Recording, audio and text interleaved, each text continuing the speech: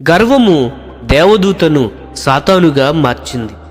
సాతాను గురించి ఎలాగూ చెప్పబడినది, తేజో నక్షత్రమా, వేకువ చుక్క, నీవెట్లు ఆకాశము నుండి పడితివి. యెషయా గ్రంథము 14వ అధ్యాయము 12వ వచనము గమనించండి. ప్రధాన దూతగా లూసిఫర్ ఎల్లప్పుడూ దేవుని సన్నిధిలో ఉండేవాడు. అతడు ఎందుకు పడిపోయాడు? తరువాత ఉన్నటువంటి 2 వచనములలో కారణము ఇవ్వబడినది. యెషయా గ్రంథము 14వ అధ్యాయము 13, 14 వచనములు గమనించండి.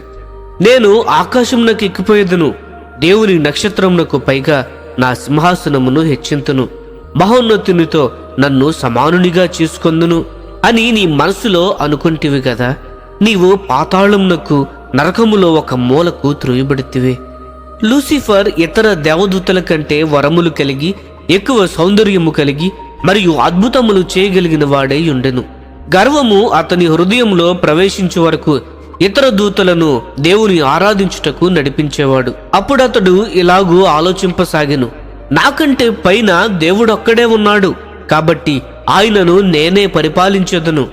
అది అతని హృదయంలోనికి వచ్చిన ఒక బుద్ధిహీనమైన తలంపు. తన సృష్టికర్తకు పైగా అతడు ఏ విధముగా వెళ్ళగలడు? అతడు చాలా తెలివైన వాడైనప్పటికీ చాలా విషయములలో ఎంతో బుద్ధిహీనుడిగా ఆలోచన కలిగి మరియు ఆ విధముగా చేస్తాడు. ఈ లోకంలో అనేకులు ఆత్మీయముగా ఎన్నో బుద్ధి లేని పనులు చేస్తారు. మనము సాతాను గురించి ఎంత చదువుతామో అంతగా అతడు అనేక విషయములలో బుద్ధిహీనుడిగా ఉన్నట్లు చూస్తాము. దేవుడు తనను ఉంచిన స్థలములో, అనగా తన ఉంచిన స్థానములో ఉండుటకు అతడు సంతోషముగా లేడు. అందరి చేత ఆరాధించబడే స్థానమునకు ఎక్కాలనుకున్నాడు. ఆ విధముగా అతడింకా చెప్పలేదు. అతని హృదయంలో కేవలము అటువంటి తలంపులు కలిగి ఉన్నాడు. 13వ వచనంలో దానిని చదువుతాము. కానీ దేవుడు మన హృదయములను చూచును కనుక లూసిఫర్ హృదయంలో ఉన్నటువంటి కోరికను చూచాడు.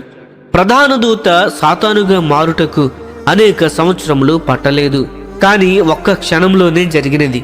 కొంచెం కొంచెం నెమ్మదిగా అతడు పడిపోలేదు.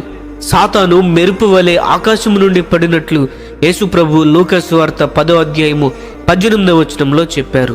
ఒక క్షణానికి ముందు అతడు వేకువ చుక్క, కానీ ఎప్పుడైతే తాను దేవుడిగా మారాలనుకున్నాడో వెంటనే సాతానుగా మారాడు.